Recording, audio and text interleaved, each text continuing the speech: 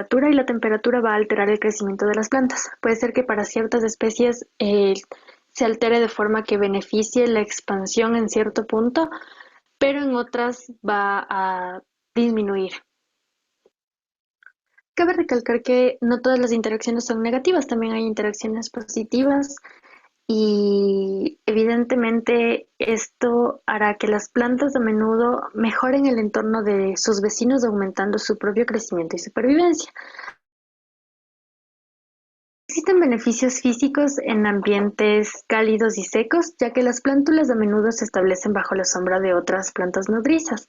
Esto básicamente es considerado como un beneficio físico a través del cuidado de plantas que son consideradas como plantas de enfermero.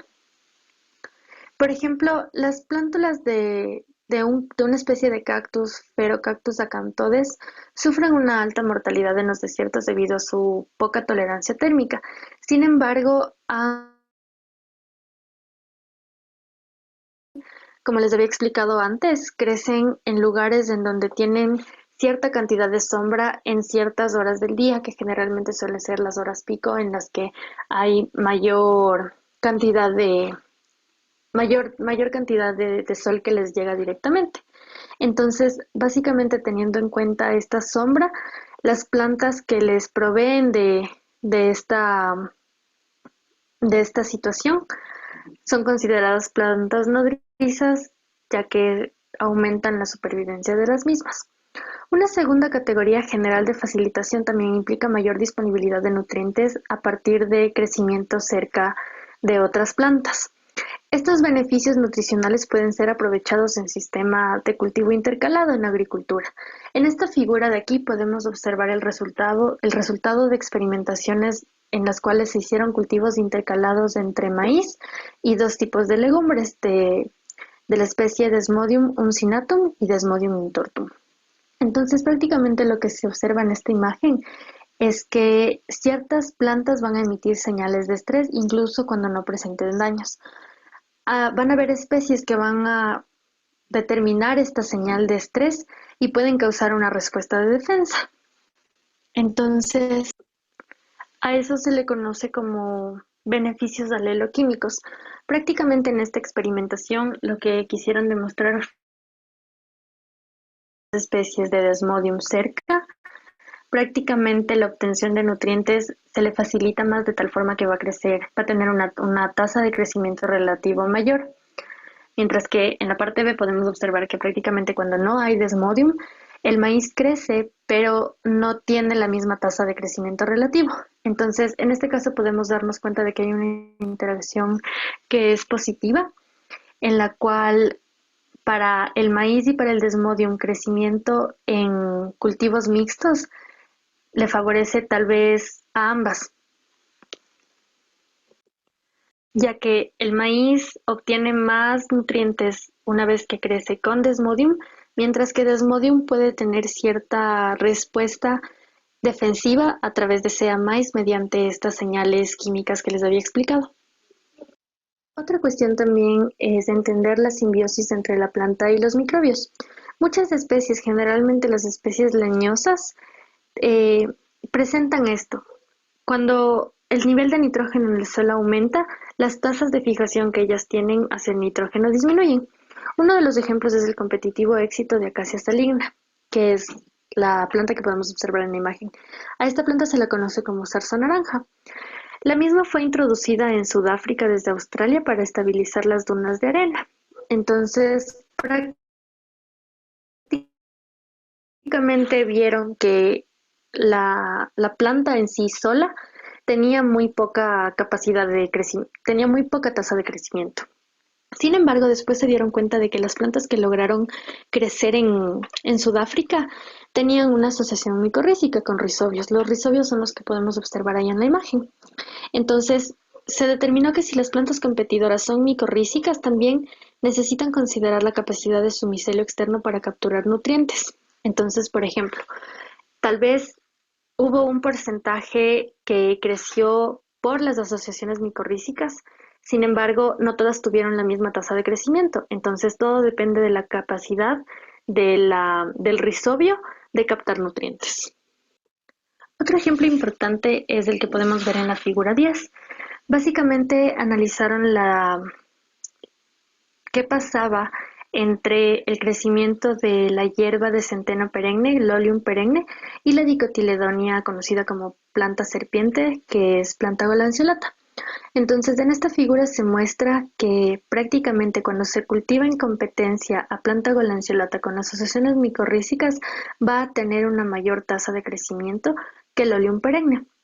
Mientras que lo contrario ocurre cuando las plantas no son micorrízicas, es decir, que cuando estas dos especies son cultivadas por separado y Plantago no tiene ninguna asociación micorrízica, su tasa de crecimiento va a ser menor. Entonces, esto sugiere que la convivencia de Plantago lanceolata en su hábitat, que son los pastizales, depende total y netamente de las micorrizas. En estos resultados de aquí lo que se quiere demostrar es que generalmente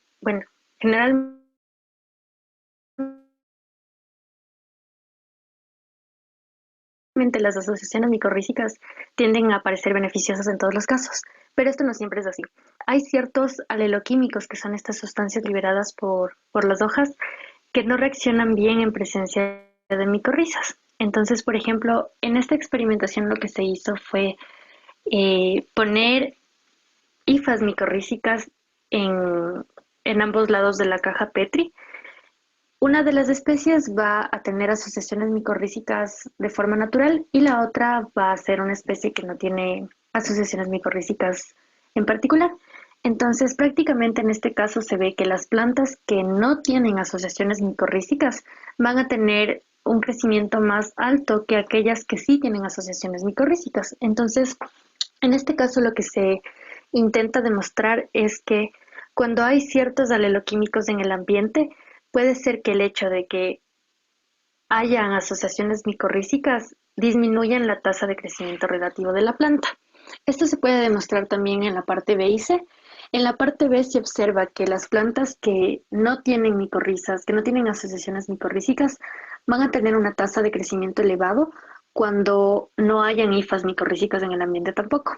Mientras que en la parte C se observa que las especies que tienen asociaciones micorrízicas van a tener una mayor tasa de supervivencia cuando hayan micorrizas en el ambiente. Entonces, básicamente en este caso, lo que se observó en esta experimentación fue que las plantas que no tenían asociaciones micorrízicas lograron de cierta forma atraer más nutrientes, en este caso era fósforo, atraer más nutrientes desde la planta que tenía asociaciones micorrízicas.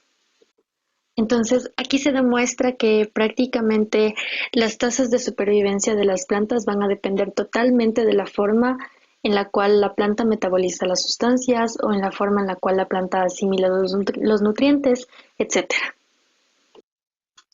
Bueno, en este caso vamos a hablar sobre la sucesión. Básicamente los cambios sucesivos en la composición de las especies es cuando una planta determinada crece después de perturbaciones o a su vez empieza a colonizar un sitio. Cuando la especie empieza a colonizar un sitio que nunca antes había sido utilizado por ninguna planta, se conoce como sucesión temprana. Mientras que cuando una especie llega nuevamente a un sitio que tuvo perturbaciones, ya sean incendios o daños por agricultura, se conoce como sucesión tardía. La tasa de competencia y facilitación juegan un papel súper importante en el cambio resultante en lo que son las composiciones de las especies.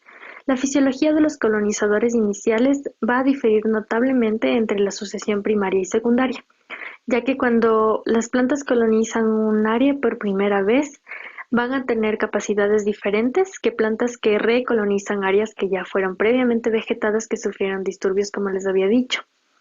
Entonces, por ejemplo, los suelos en sucesión primaria típicamente tienen baja cantidad de nitrógeno y contenido de materia orgánica. En este caso, la figura 13 nos va a mostrar que los primeros colonizadores de sucesión primaria tienen semillas que son pequeñas, son más pequeñas que las de las especies que que colonizan un área por segunda vez. Entonces, esto nos demuestra que prácticamente La cantidad de nutrientes obtenidos a través del tiempo, perdón, a través de estos eventos va a ser totalmente diferente. Entonces, cuando una planta llega y logra una sucesión temprana, va a tener mayor captación de nitrógeno y de fosfato que aquellas que van a llegar para una recolonización o para una sucesión tardía. Entonces, de esta forma podemos determinar que realmente la ventaja competitiva que puede tener una planta va a depender totalmente del metabolismo secundario de la planta.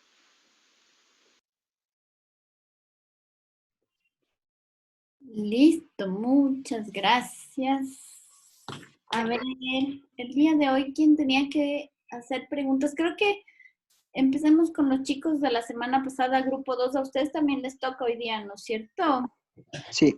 Entonces empecemos con sus preguntas, por favor. Ok, empiezo. Ya. Ya. ¿Necesitas que ponga la presentación para volver sobre diapositivas o algo así? No necesariamente, creo. Ya, bueno. Ya, bueno, mi pregunta es más, en el caso, no sé si entre dentro de esta categoría, pero son sobre las malas hierbas. O sea, las malas hierbas pueden generar esta competencia y en el caso de los cultivos donde son monocultivos, si la resistencia está generada por algún tipo de competencia o por ejemplo, o es solo, por ejemplo, en los radelares que habló Joss, en el cual decía que solo producía muchas más semillas. Entonces, ¿cuál sería realmente lo que sucedería con las malas hierbas? ¿Qué les permite ser más competitivas en los monocultivos?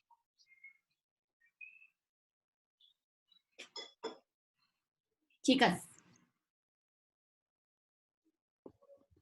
Ya, verás, Jaimito. O sea, de lo que decía en el libro es que prácticamente en el caso de plantas que suelen ser bastante competitivas, es que tienen una interacción con un montón de cosas. Entonces, por ejemplo, puede entrar la cuestión de las semillas, puede entrar también la cuestión de los aleloquímicos. Entonces, en el capítulo hacían bastante énfasis en los aleloquímicos, porque como les dije, son sustancias que prácticamente son producidas por ciertas especies para cambiar el comportamiento o la estrategia de la tasa de crecimiento o la estrategia de vida de las especies. Entonces, uno de los factores que influyen muchísimo pueden ser los aleloquímicos, porque ellos van a estar prácticamente como ampliando el paso para las malas hierbas para que se puedan establecer.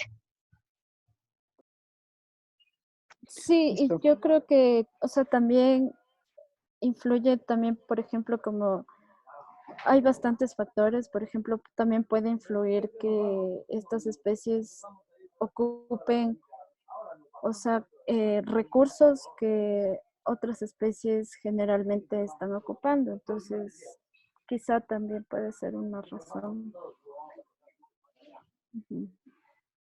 Es que si tú te acuerdas, Jaime, había al inicio de todo este capítulo, hay este grafiquito, ¿no es cierto? Donde tú tienes las especies, las malas hierbas básicamente son estas ruderales, ¿no es cierto? De ahí tienes las que son competitivas y tienes las que toleran estrés. O sea, este equilibrio se da porque todas las plantas tienen como una combinación de rasgos que les permite ubicarse, ¿no es cierto?, más hacia una de las puntas de este triángulo. Y es un balance que están todo el tiempo como que teniendo las plantas. Entonces, una especie invasiva tiene ciertos rasgos que le van a permitir eventualmente establecerse de mejor manera que, por ejemplo, el mismo cultivo, que es la pregunta que tú hacías, ¿no es cierto? Entonces, una de las estrategias que puede tener una planta, una mala hierba, es justamente lo que te decía Michelle, que es, por ejemplo, secretar aleloquímicos. La alelopatía se basa en eso, o sea, la alelopatía se basa en que una planta de una especie determinada secreta compuestos que lo que hacen es impedir que otras especies crezcan, ¿ya? Entonces, la secreción de ese químico puede ser una estrategia que le convierte a una planta justamente, o sea, le acerca más hacia este extremo como de ruderal. el uso de rasgos funcionales ayuda un poco más a categorizar un poco a las especies dentro de este esquema, porque los rasgos funcionales son características que son como más medibles, entonces tú definiendo, ¿no es cierto?, criterios para sus rasgos, puedes ubicarles a las especies dentro de una de estas tres estrategias, si se puede decir, para justamente crecer y establecerse. Ok, muchas gracias. Otra pregunta. Yo tengo unita. A ver, La tasa de adquisición de recursos variaría más en plantas que estén expuestas a un mayor estrés o a una mayor perturbación.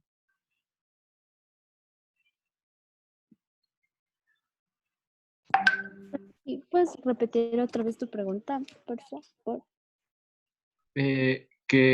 O sea, que la tasa de adquisición de recursos variaría más en plantas o sea, que tienen un mayor estrés o una mayor perturbación.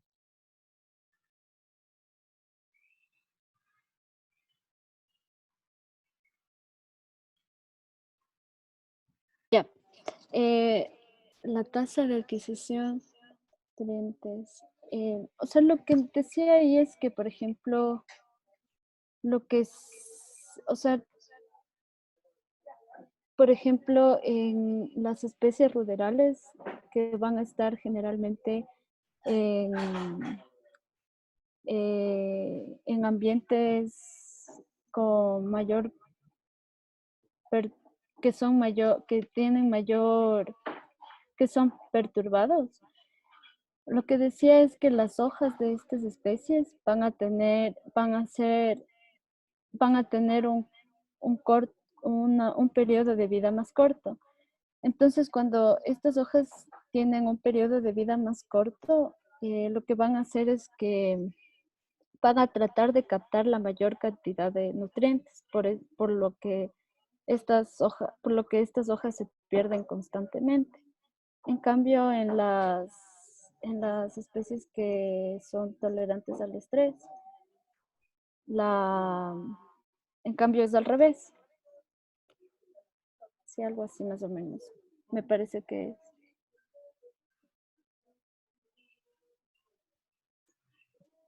otra pregunta. Sebastián, creo que les tocaba a ustedes también. Sí, a nosotros también nos toca, Pris. Espera que acabe la- Yo Jessica, tengo una ¿no pregunta. es cierto? La Jessica. No sé si está, no creo que está. No, justo ella me dijo que hoy día no iba a venir, que tontera. Ya, listo, no importa. Yo hago dos preguntas. Sí. Bueno, primero quería ver si la Steffi me puede explicar un poco mejor esto de las señales de defensa en interacciones positivas. Con este ejemplo que vimos del maíz y de la otra planta, no acuerdo, de Smack. Ajá, de Desmodium. Desmodium, es. Pris, ¿puedes bajarle la diapositiva, porfa? Justo es en donde dice interacciones positivas. Está. Ahí, esa. Eso. Esa justo. Ya verás. Entonces, lo que dicen prácticamente es que estas interacciones positivas se basan también en señales químicas. Entonces, por ejemplo, en el caso específico del maíz y de Desmodium, al momento en el que Desmodium tiene algún peligro, libera sustancias químicas que van a generar una interacción con el maíz. Entonces, en una parte del capítulo nombraba bastante la herbivoría, porque la herbivoría es uno de los factores que influyen más en la mortalidad durante las etapas de crecimiento de las plantas. Entonces, en este caso, por ejemplo, esto de las señales de defensas químicas, al momento en el que el maíz está siendo depredado por algún insecto, por ejemplo. Desmodium libera ciertos aleloquímicos que que van a ser absorbidos por el maíz y van a permitirle generar una defensa, por ejemplo, no sé, tal vez volver más ácidas las hojas o alguna cosa que haga que los herbívoros no la depreden tanto. Entonces, eso es lo que prácticamente corresponde a lo de las señales químicas de defensa en las interacciones positivas, porque tanto la una como la otra se benefician porque ambas se pueden cuidar mutuamente y si la una recibe más nutrientes de la otra, pues la otra gana defensa por medio de sustancias que libera la especie con la que crece en monocultivo.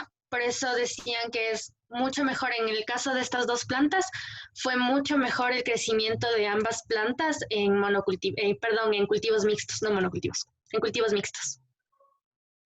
¿Y qué relación tendría esto como que ya hablando en una forma ya de vida natural de las plantas? Ujú. Como que estos beneficios de ley tuvieron que coevolucionar durante full tiempo, el desmodium y el maíz, o es algo que se puede dar solo así como que aprenden de una. O sea,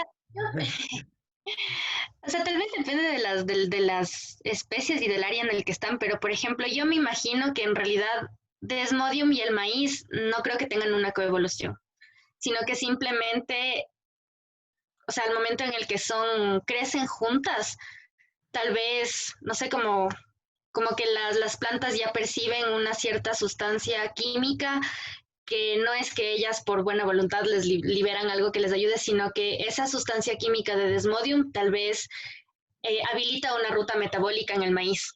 Entonces, tal vez o sea, funciona así. Las sustancias tal vez lo que hacen es habilitar rutas metabólicas que están tal vez como cerradas. Es una sustancia sinónima de la que el maíz libera, algo así. Exacto. Entonces, tal vez yo me imagino que es así, porque también lo que hablaban en el capítulo es que todo esto de la competencia y las interacciones tiene muchísimo que ver con la forma en la que la planta, o sea, el metabolismo de la planta.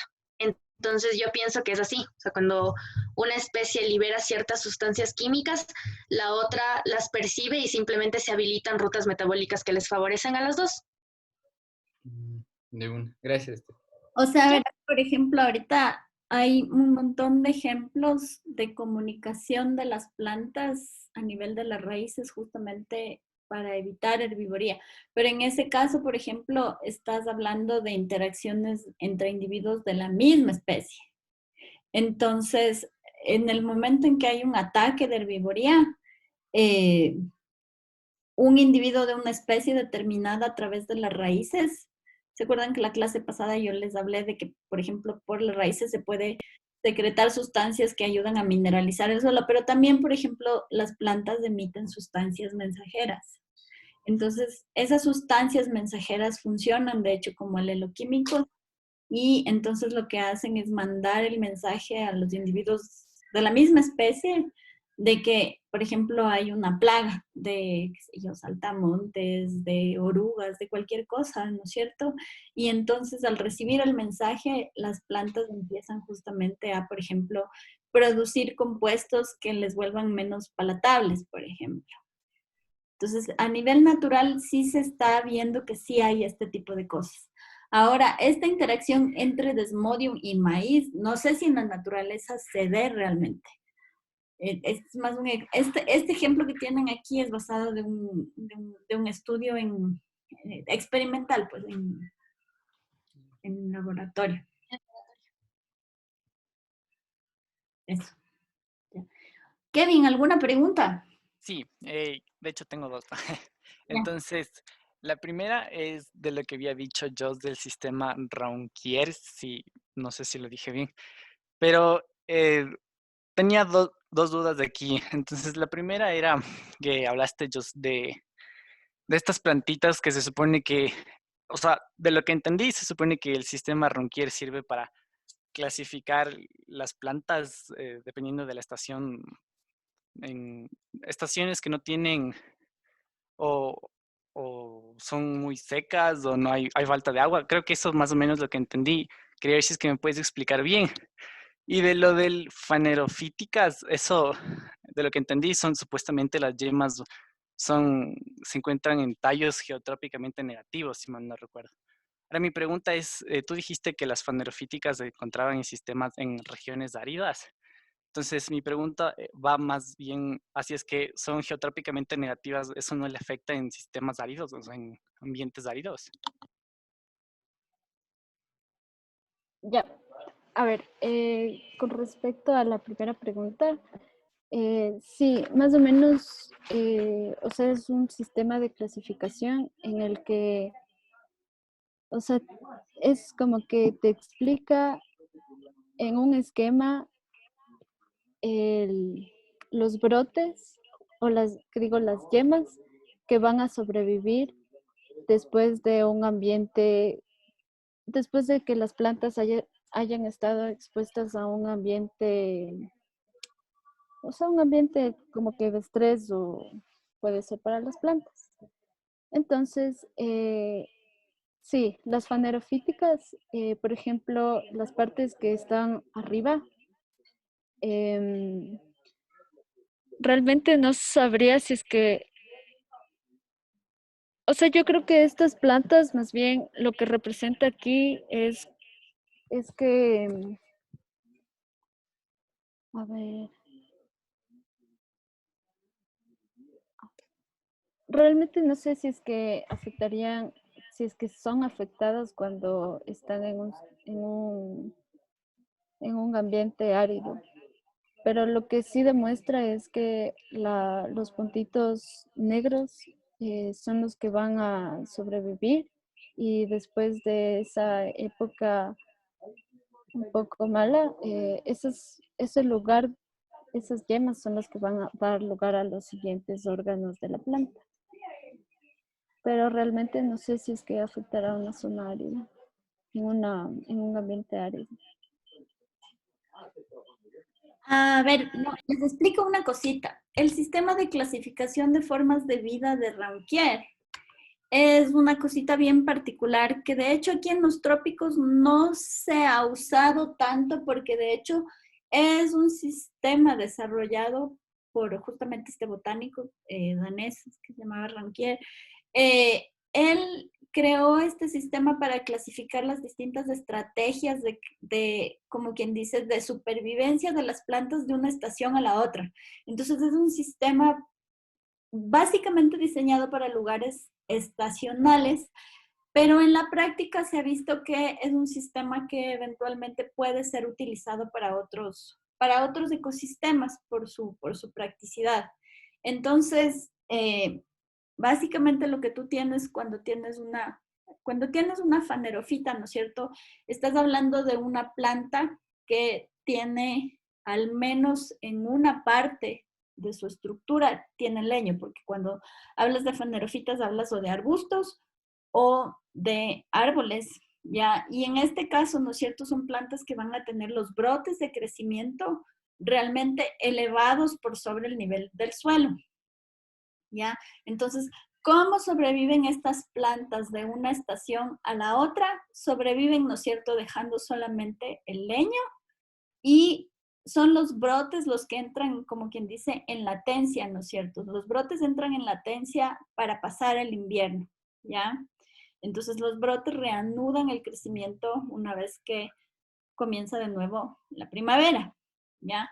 En el caso de las cameofitas, es una planta ligeramente similar a la anterior. Tienes algo de leño. En este caso, el leño es, por ejemplo, lo único que sobrevive y partes herbáceas son las que se van a desarrollar a partir de los puntos marcados en negro una vez que arranca la estación de crecimiento. Y en este caso, entonces es como una planta mixta. Es una parte leñosa, una parte herbácea, ¿no es cierto? Y tiene estos puntos de crecimiento, de arranque de crecimiento todavía mucho más pegados al suelo. Ahora, en el caso de algunas cameofitas, el tallo eventualmente puede estar, como quien dice, embebido en el suelo. Ese es el caso, por ejemplo, de muchas de las plantas que forman almohadillas o que forman este tipo de vegetación arbustiva en las latitudes más altas, cuando tienes, por ejemplo, estos ecosistemas dominados por Calluna vulgaris y otras especies así de ericáceas. Entonces, en esos ecosistemas tienes una parte del tallo que está, como quien dice, embebido en el suelo y lo que sobresale del suelo, lo que forma el tapete o la almohadilla, es la parte que solamente se desarrolla ya durante la estación de crecimiento, ¿ya?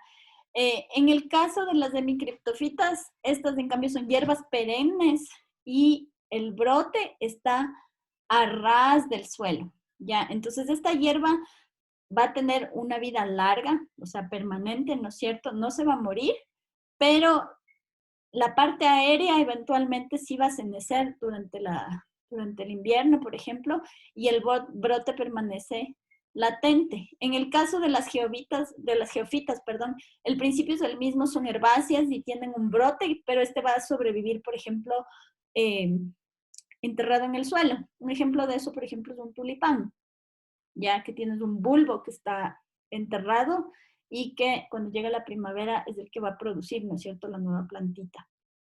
Yeah. Las terofitas son en cambio plantas que toda la parte vegetativa degenera en el momento que llega el invierno y su manera de permanecer es mediante el banco de semillas, ¿ya? Entonces, ahí tu pregunta de las plantas que de pronto pueden pertenecer a los ecosistemas áridos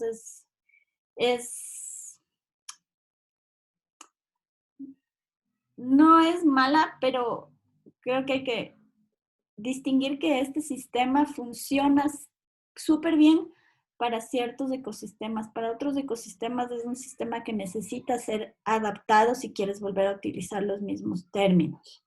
¿Ya? No sé si tu pregunta iba por ahí. Sí, justo eso.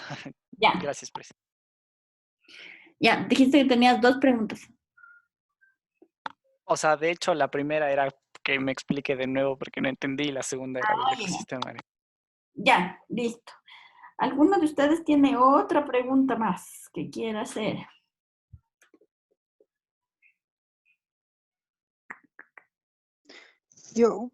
¿Puedes, George, por favor, Sí. explicar el gráfico del criptocromos y fitocromos? Es que justo ahí se me cortó la señal, por favor. Claro, A ver, te pongo el gráfico para que les explique. ya. O sea, también las especies pueden, a ver, las especies de plantas pueden detectar a sus vecinas por estos 2 mecanismos. Profe, ¿puede ponerle se pasó? Ya. Entonces, por ejemplo, cuando una planta no está recibiendo no hay mucha irradiación en la planta, entonces la fotosíntesis de esta planta, de la número 1, es baja. Entonces va a producir menos azúcares. Entonces, cuando la planta produce menos azúcares, esto puede ser percibido por otra planta que esté cerca a ella. Ese es un caso como la planta puede percibir a otra planta. Ya. Y otra es por medio de los criptocromos y fitocromos. Cuando, cuando una planta está creciendo y esta planta puede detectar sombra por medio de la presencia de los fitocromos o criptocromos. ¿Por qué? Porque los fitocromos tienen esa capacidad de absorber el rojo lejano. Entonces, las plantas van a detectar el nivel de intensidad del rojo o de la irradiación. Entonces, si las plantas están viendo que, por ejemplo, existe una menor irradiación, lo que va a hacer esta planta es tratar de hacer crecer el tallo lo que más pueda, para así también tener la cantidad de luz. O también puede acostumbrarse a ese nivel de sombra que tiene la planta o a ese nivel de rojo bajo, y puede como que adaptarse a ese nivel de sombra, o también puede hacer crecer su tallo para que así estos fitocromos y los demás pigmentos capten más irradiación. Entonces, por ejemplo, esto depende de si es que una especie pertenece al sotobosque o la especie pertenece al dosel. Y ya, Jaimito, espero haberte respondido. Sí, gracias, Dios. Ya. Una pregunta, bajo este escenario, o sea, si es que, por ejemplo, hago siembras por, ¿cómo es? Cuando haces con ramitas, donde solo pones el tallo, ¿están funcionando estos? No sé, Pris, si me puede responder si están funcionando los criptocromos como tal, A cuando ver, se siembra por estacas, exacto, por estacas. el quejes, ajá. Es que, exacto. A ver, verás, es que los criptocromos y los fitocromos funcionan como fotorreceptores, ¿no es cierto? Y en este caso, el tema es que hay ciertas longitudes de onda que en realidad funcionan como inhibidores o estimuladores del crecimiento del tallo. Entonces, por ejemplo, me olvidé cuál de las dos, la luz roja y la luz azul, las dos tienen la capacidad de inhibir el crecimiento del tallo. Y entonces, ¿dónde son percibidas? La luz azul, por ejemplo, es percibida en los criptocromos y los fitocromos perciben una porción, ¿no es cierto?, del espectro rojo, del rojo lejano que le dicen, ¿no es cierto? Entonces, tú me estabas preguntando si es que tú haces siembra por esqueje. ¿Qué me preguntaste? Sí, justo, si es que esto funciona cuando yo haría siembra por esqueje, ¿no? Porque se Mm, estimula para los tallos, el crecimiento de los tallos, eso es lo que entendí. los tallos. Es que estoy pensando, cuando tú haces siembra por esqueje, eh, estoy pensando, lo que pasa, eso vamos a ver ya la próxima unidad que hablemos de hormonas, ¿no es cierto? Y qué es lo que estimula el crecimiento. Pero la cosa es que cuando tú tienes esquejes, eventualmente ese esqueje tú tienes solamente un tipo de brote, ¿no es cierto? Y dependiendo de la naturaleza de esa yema, de ese punto de crecimiento, tiene ciertas hormonas que son las que se van a secretar. Entonces, estoy pensando que puede tener que ver con la luz. Déjame pensar, dejémosla en pendiente ya y retomamos cuando veamos lo de hormonas, ¿ya? Ok, gracias. Ya. Chicos, si ya no tiene alguien más alguna otra pregunta, entonces, o sea, les voy a subir en el aula virtual los videos de las clases que hemos hecho hasta ahora y les voy a subir dos guías de lectura que pueden tratar de seguir eh, para complementar lo que hemos visto y entonces el martes tienen una prueba chiquita sobre esta unidad. ¿Cómo les está yendo con los proyectos personales de laboratorio? ¿Han podido hacer lo de los CDs o han decidido hacer algo más? Sí, sí, sí, pero a mí no me salió tan bien, la verdad. No te... Estoy haciendo otra cosa. Ya. Yo cambié de especie. Estoy utilizando tomate porque no germinan mis frijoles. Ya. Pero están más o menos encaminados, están bien.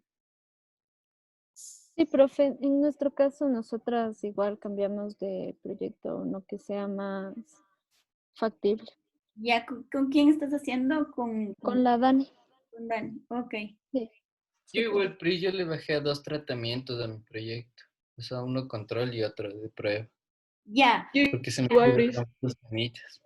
Ya, en ese sentido, verán, cualquier cambio en este punto es aceptable en la medida en la que ustedes en la metodología dejen súper claro qué es lo que hicieron y por qué hicieron, ¿no es cierto?